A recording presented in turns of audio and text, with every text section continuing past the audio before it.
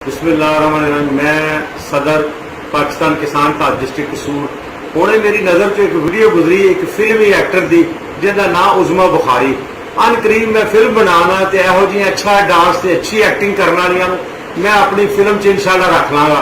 तुसी उदों मुजरा करने वाली कित्थे साजे जदों किसानां दा चौधरी शुगर मिल ने 110 रुपए के हिसाब नाल गन्ने के पैसे दिते सन ते 70 रुपए मन दे चोरी करते साजे।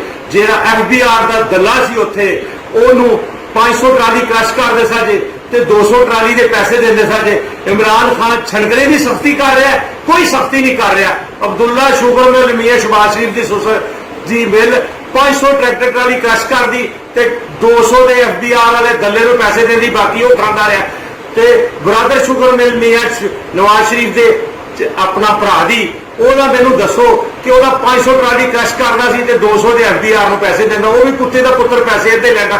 अगर ये पनामा लीक तो बाद शुगर लीक ना बने तो यहो जी कंजरियां नूं कहो उत्थे मुजरा दिओ करो, असीं उत्थे बड़े उज़मा बुखारी नूं पैसे देंगे ते नहीं जे अपनी जट फिल्म बना लांगे। तुहाडे खानदान कुत्ते ने, साडा कम अज कम अरबा रुपया देना वो दियो, बगैर तो क्यों नहीं देंगे।